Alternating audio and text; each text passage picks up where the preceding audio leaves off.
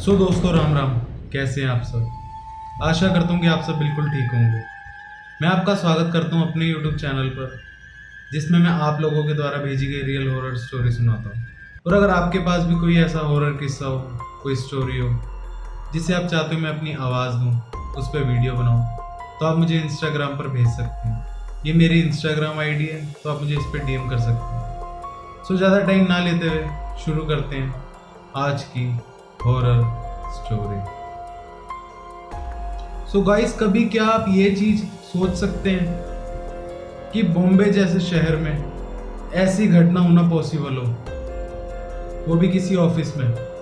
तो इसी तरीके का आज एक किस्सा हमारे पास आया जो उनके साथ हुआ था, और उनके लिए बहुत अजीब था ये वाला किस्सा होना ऐसा, क्योंकि वो सोच भी नहीं सकते थे कि ऐसा भी कुछ हो सकता है। जिस ऑफिस में वो इतने सालों से काम कर रहे थे, आखिर उन्हीं को नहीं पता था उस ऑफिस का सच, कि रात के समय उस ऑफिस में क्या क्या होता है। ज़्यादा टाइम ना लेते हुए स्टोरी की तरफ चलते हैं। ये जो आज की स्टोरी है, ये हमें सुशील ने भेजी है, और ये घटना उनके ऑफिस में उनके साथ हुई थी आज से 2 साल पहले, जब उन्होंने नाइट शिफ्ट कर दी अपने ऑफिस में। दरअसल होता क्या है, सुशील के घर में उसके कजन सिस्टर की शादी होती है, तो उसके लिए उसको 2 छुट्टियां चाहिए थी ऑफिस से, लेकिन ऑफिस में काम बहुत ज़्यादा था, तो इस वजह से उनको पता था कि ऐसे छुट्टी मिल पाना पॉसिबल नहीं हो पाएगा, क्योंकि ऑफिस में काम बहुत है।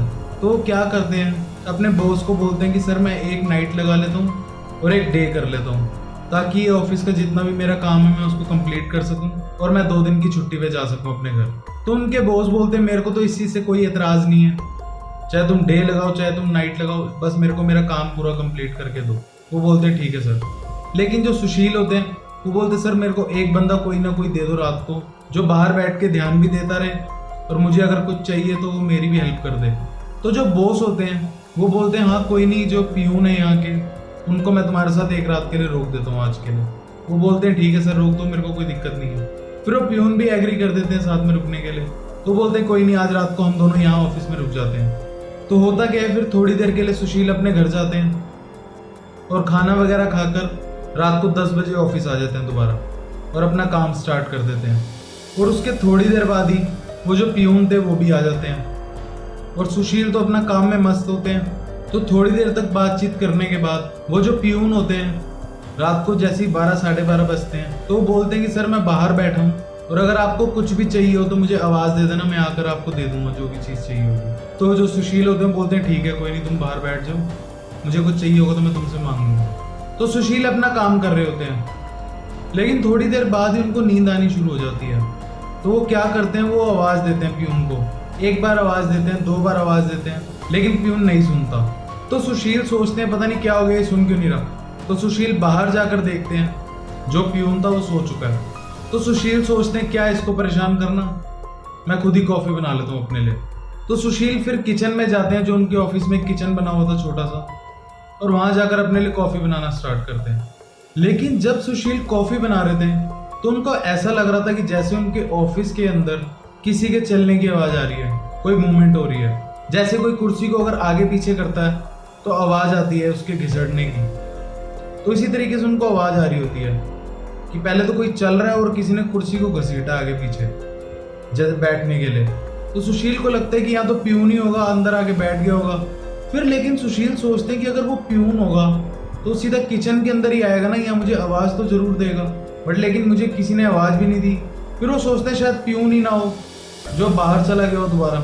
फिर वो अपनी कॉफ़ी बनाते हैं और कॉफ़ी बनाकर बाहर आ जाते हैं। तो फिर जैसे ही सुशील बाहर आते हैं कॉफ़ी लेकर, और बाहर आकर पियून को देखते हैं, तो वो देखते हैं कि वो तो अभी भी सो रहा है। तो फिर सुशील पियून से पूछते हैं कि अभी तुम अंदर आए थे और तुम बैठे थे मेरे वहाँ पर आकर चेयर पर। तो पियून बोलता है नहीं सर मैं तो यहीं लेटा हूँ कब से, मैं तो एक बार भी अंदर नहीं आया। तो सुशील को बड़ा अजीब लगता है ये सुनकर, क्योंकि सुशील ने क्लियर सुना था कि कोई कुर्सी पर आके बैठा है और किसी के चलने की आवाज़ आ रही थी कदमों की। तो फिर सुशील अपनी सीट पर आकर बैठ जाते हैं और कॉफ़ी पीने लगते हैं, और साथ के साथ काम करते हैं अपना।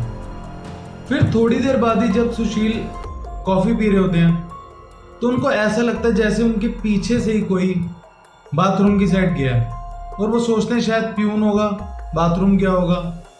तो फिर वो अपना काम करने लगते हैं। फिर जैसी थोड़ी देर होती है तो सुशील सोचते हैं यार बड़ी देर होगी वो आया नहीं बाहर पियून, आखिर इतनी देर से कर क्या रहा है अंदर। और बाथरूम की लाइट भी जल रही है, क्योंकि जब उनको लगा था कि उनके पीछे से कोई निकल रहा है, उससे पहले तक वो बाथरूम की लाइट ऑफ थी और वो बाथरूम की लाइट भी जल रही थी।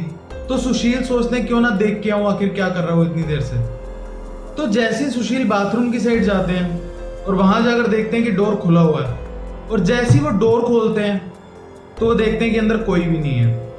ये देखकर सुशील बहुत हैरान हो जाते हैं कि जब मैं कॉफी पी रहा था उस टाइम ये लाइट बंद थी, और जब मुझे ऐसा लगा था कि मेरे पीछे से कोई निकला है तब ये लाइट ऑन हुई थी अपने आप, और आखिर यहाँ पर अब कोई भी नहीं है। फिर सुशील सोचते हैं कि प्यून शायद मेरे पीछे से निकला होगा दोबारा और मैंने ध्यान नहीं दिया होगा, और क्या पता वही लाइट जलती छोड़ गया हो। और फिर सुशील बाथरूम की लाइट बंद करते हैं और वापस अपने टेबल पर आकर काम करना स्टार्ट कर देते हैं। फिर जैसी थोड़ी देर होती है तो सुशील अपना काम कर रहे होते हैं। अचानक से उनको ऐसा लगता है कि जैसे फिर बाथरूम की लाइट अपने आप ऑन हो चुकी है। तो सुशील को लगता है अब तो कोई गया भी नहीं अंदर, ये अपने आप लाइट कैसे ऑन हो रही है। फिर सुशील जाते हैं देखने के लिए तो अंदर कोई नहीं होता। फिर वो जैसे ही लाइट का बटन बंद करते हैं बाथरूम की, और वो जैसे ही बाहर आते हैं तो वो देखते हैं कि जो उनके बॉस का कैबिन था अब उस कैबिन की लाइट जल रही है। तो वो ये देखकर बड़ा परेशान हो जाते हैं कि इस टाइम पर उनके बॉस के कैबिन में कौन होगा जिसने वो लाइट जलाई है जाकर। और जैसे ही जाकर देखते हैं तो वो देखते हैं कि उस कैबिन के अंदर कोई भी नहीं है। उनका ये देखकर बहुत दिमाग खराब होता है कि आखिर ये हो क्या रहा है। फिर वो उस कैबिन की लाइट ऑफ करते हैं और जैसे ही बाहर आते हैं तो देखते हैं कि अब किचन की लाइट ऑन है। अब वो बिल्कुल ही घबरा जाते हैं कि अपने आप ये लाइट ऑन कैसे हो रही है सारी, और उनके देखते देखते में ये चीज उन्होंने इमेजिन भी नहीं करी थी कि ऐसा भी कुछ हो सकता है। तो वो देखते क्या है कि किचन की, बाथरूम की और कैबिन की लाइट एक ही टाइम पर ऑन ऑफ हो रही है अपने आप, और उनको ऐसा लगता है कि उनके आसपास कोई हंस रहा है। ये देखकर वो बहुत डर जाते हैं, मानो ये सीन देखकर उनकी ऐसी हालत हो चुकी थी कि वो बाहर बैठे पियून को भी आवाज नहीं लगा पा रहे थे, क्योंकि उन्होंने कभी सोचा भी नहीं था कि उनको ऐसा कुछ देखने को मिलेगा कभी। वो बहुत घबरा जाते हैं, लेकिन वो हिम्मत कर कर बाहर भागते हैं पियून के पास और सीधा पियून के पास जाते हैं। और जैसे ही पियून को आवाज लगाते हैं और जैसे ही पियून उनको देखते हैं कि वो हाफ रहे हैं बिल्कुल गंदे तरीके से, उनकी सांस फूली हुई है सुशील जी की, तो फिर वो पियून पूछते सर क्या हुआ क्या हुआ, आप इतना घबराए हुए क्यों, क्या हो गया ऐसा। फिर सुशील उनको सब कुछ बताते हैं कि यार अभी ना अंदर अपने आप लाइट्स ऑन ऑफ हो रही हैं और कोई हंस भी रहा है अंदर। तो वो पियून होता है जो, वो बोलता है सर क्या मजाक कर रहे हो, ऐसा कैसे हो सकता है, पूरा दिन तो हम ऑफिस में ही होते हैं, आज तक तो कभी ऐसा नहीं हुआ। तो सुशील बोलते हैं यार ऐसा तो मैंने भी कभी नहीं देखा कि कभी हुआ हो ऐसा, लेकिन रात के टाइम ये सब चीजें हो रही हैं यहाँ पर। तो जैसे सुशील पियून को सब कुछ बताते हैं तो पियून बोलता है कि चलो सर मैं भी देखता हूँ आपके साथ अंदर चलकर। और गाइस आप यकीन मानो कि जैसे ही सुशील और वो पियून उस ऑफिस के अंदर जाते हैं तो वो देखते हैं कि वहां पर कुछ भी नहीं हो रहा है ऐसा, वो लाइट्स वगैरह प्रॉपर बंद है, सारी ऑफ है और कोई आवाज नहीं आ रही वहां पर। अब ये चीज देखकर सुशील की मानो हालत बिल्कुल खराब हो जाती है, क्योंकि उन्हें अपनी आंखों पर पूरा विश्वास था कि जो उन्होंने देखा था अभी वो बिल्कुल सच था, बट अब ऐसा कुछ क्यों नहीं हो रहा। तो सुशील की ये हालत देखकर प्यून बोलता है कि सर आप चलो घर चलो, कोई नहीं आप काम सुबह ही कर लेना, आपको रेस्ट की जरूरत है, मुझे लग नहीं रहा कि सर आपकी तबीयत ठीक है, तो प्लीज आप घर ही चलो, कल सुबह देखते हैं। तो सुशील भी प्यून की बात मान जाते हैं और ऑफिस बंद कर कर फटाफट घर की तरफ आ जाते हैं।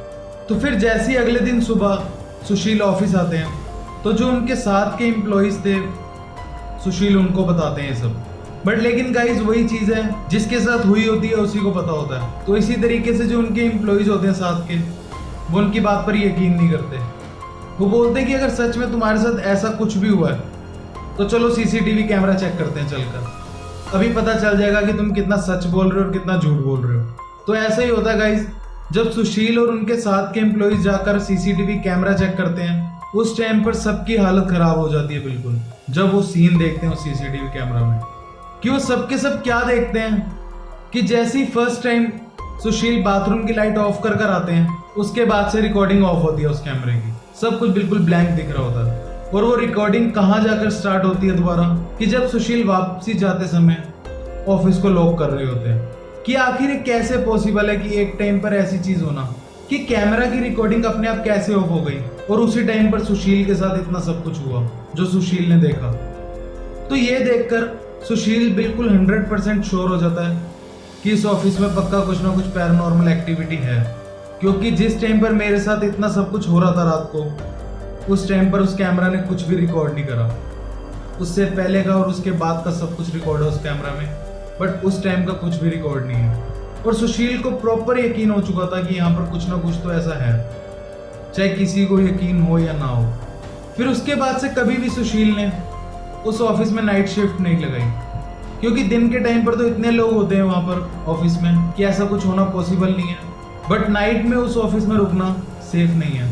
सो गाइज, ये थी सुशील जी की स्टोरी। आपकी स्टोरी के बारे में क्या राय है, आप मुझे कमेंट सेक्शन में ज़रूर बताएं। और अगर आपके पास भी कोई ऐसा हॉरर किस्सा हो जिसे आप चाहते हो मैं अपनी आवाज़ दूं, उस पर वीडियो बनाऊं, तो आप मुझे इंस्टाग्राम पर शेयर कर सकते हैं। ये मेरी इंस्टाग्राम आईडी है, तो आप मुझे इस पर शेयर कर सकते हैं। और प्लीज़ इंस्टाग्राम आईडी को भी फॉलो करें, लाइक करें। और गाइज, अगर आपको वीडियो अच्छी लगी हो तो हमारे चैनल को सब्सक्राइब करें, वीडियो को लाइक करें, शेयर करें और आगे लोगों तक भी शेयर करें, ताकि हमारी यूट्यूब फैमिली और भी बड़ी बन सके। सो दोस्तों, मैं मिलता हूँ आपसे अगली एक और नई वीडियो में। तब तक के लिए सी यू।